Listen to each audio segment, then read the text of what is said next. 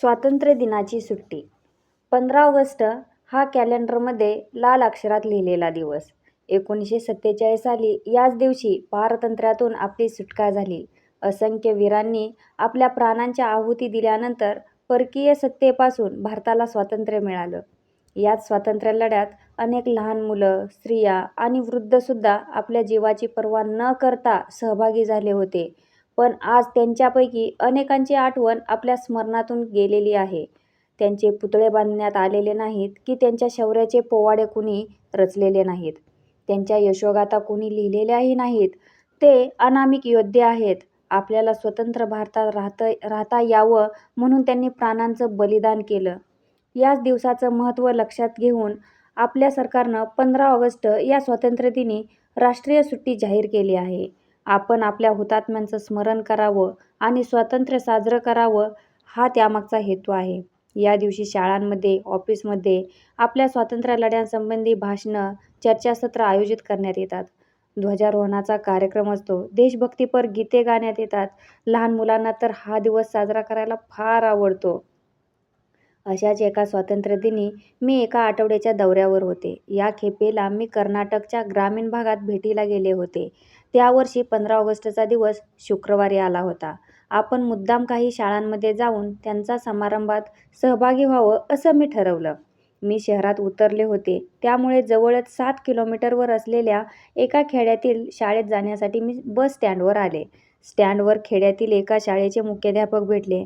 मी त्यांच्या शाळेला सुद्धा भेट द्यायची ठरवली होती. मला पाहून त्यांना फार आनंद झाला. काही माणसांच्या चेहऱ्यावर त्यांच्या मनातील भाव लगेच प्रतिबिंबित होतात. तसेच ते होते. अशी माणसं क्वचितच भेटतात. याउलट काही लोकांच्या चेहऱ्यावरून त्यांच्या मनात काय चाललंय याचा थांगपत्ता लागत नाही. जणू काही त्यांच्या मेंदू आणि हृदय यांचा एकमेकांशी काही संबंधच नसतो. त्यांच्या मनातले विचार आपल्याला मुळीच जाणून घेता येत नाहीत. मोठ्या शहरांमध्ये अशी माणसं भेटतात. याउलट लहान गावांमध्ये माणसं मनमोकळी असतात. मुख्याध्यापक जरा घाईत दिसले. मॅडम, तुम्ही बेंगलोरला निघाला आहात का? त्यांनी विचारलं. मग असं विचारण्याचं त्यांनी स्पष्टीकरण दिलं. तुम्ही जर शनिवारी काम करत नसाल तर मग तुम्हाला ही सलग 3 दिवसाची मोठी सुट्टी मिळाली. मला वाटलं म्हणूनच तुम्ही बेंगलोरला निघाला आहात की काय? नाही, मी बेंगलोरला जात नाहीये, मी म्हणाले. या भागात एक आठवडाभर काम आहे मला. परत जायचं आणि यायचं म्हणजे उगीच वेळेचा अपव्यय. माझे शब्द ऐकून त्यांच्या चेहऱ्यावर निराशा पसरली. ती का ते जाणून घेण्याची मला उत्सुकता वाटली. ते म्हणाले, अरे, मी बेंगलोरला निघालोय. मला वाटलं आपण बरोबर जाऊ. अचानक मला आठवण झाली, आज 15 ऑगस्ट. पण काय हो, आज 15 ऑगस्टचं तुमच्या शाळेत ध्वजवंदन असेल ना? ध्वजारोहण, देशभक्तीपर गाण्यांचा कार्यक्रम वगैरे तुमच्या शाळेत असतं ना? त्यांच्या चेहऱ्यावर उत्साहाचा अभावच होता. नाही हो, दरवर्षी हे सगळं करायचं म्हणजे उगीच वेळ वाया घालवणं. माझ्या गेल्या 20 वर्षाच्या बदलीच्या नोकरीत या सगळ्या राष्ट्रीय सुट्ट्यांमुळे मी अगदी कंटाळून गेलो आहे. आम्हाला नियमानुसार शाळा बंदही ठेवता येत नाही. शिक्षण खात्याच्या हुकमाप्रमाणे आम्हाला हे सगळे कार्यक्रम त्या दिवशी राबवावेच लागतात. त्याऐवजी त्यांना दिवाळी नाही तर ख्रिसमससारखी पूर्ण सुट्टी देऊन टाकली तर बरं, असं मला वाटतं. ते खुश नव्हते. ते माझ्या लक्षात आलं. मग मी त्यांना विचारलं, तुम्ही बेंगलोरला कशासाठी चालला आहात? मला जिल्ह्याच्या ठिकाणी बदली होण्यासाठी प्रयत्न करायचा आहे. त्यासाठी कोणाला जाऊन भेटायचं, ते कोणाच्या हातात आहे वगैरे माहिती काढायला बेंगलोरला निघालोय. माझ्या मुलीला कम्प्युटर सायन्स शिकायचंय. कम्प्युटर सायन्स शिकवून चांगली नोकरी मिळते ना? तुम्हाला काय वाटतं?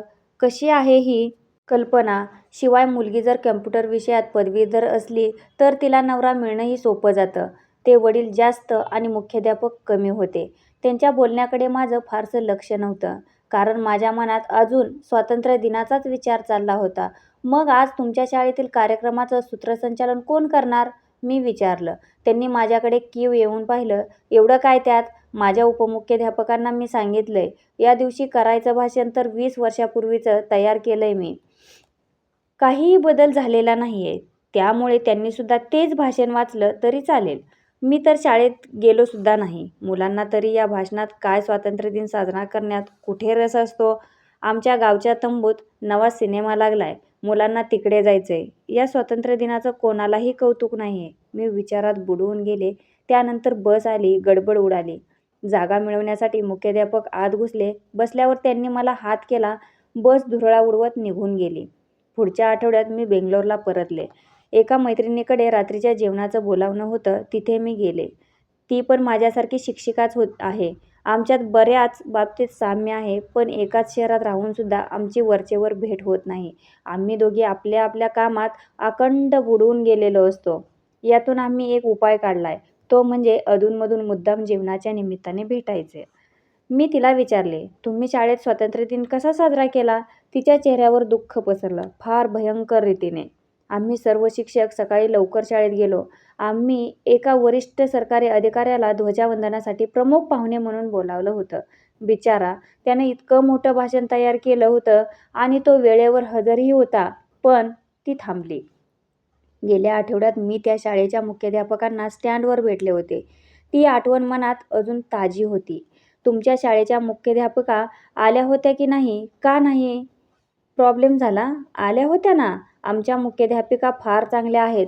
त्या दिवशी त्यांच्या अंगात ताप होता, तरी त्या वेळेवर हजर होत्या, ती म्हणाली. पण आमचे विद्यार्थीच आले नाहीत. खरं तर आमच्या शाळेत 1000च्या वर विद्यार्थी आहेत, पण त्या दिवशी जेमतेम 50 उगवले होते. का? 15 ऑगस्ट शुक्रवारी आल्याने लागोपाठ 3 दिवसांनी सुट्टी मिळाली. आईवडिलांनी मुलांना गावाला नेलं. जी मुलं कुठे गावाला गेली नाहीत, ती सिनेमाला गेली.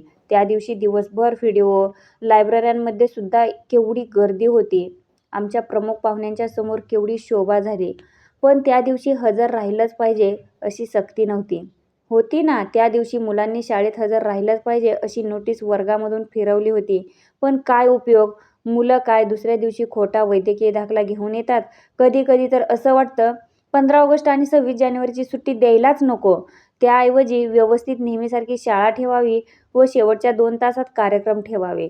आजकाल ती सुट्टी मजा करण्यासाठीच धरली जाते. आपल्या देशभक्तांची आठवण कोणालाच काढायची नसते. तुला काय वाटतं? मी काहीच बोलले नाही. काय बोलणार? तिच्या प्रश्नाला माझ्यापाशी उत्तर नव्हतं. वाचक हो, या प्रश्नाचं तुमच्याकडे तरी काही उत्तर आहे का? केवळ मलाच नाही, तर माझ्यासारख्या अनेक शिक्षकांना ते ऐकायला आवडेल.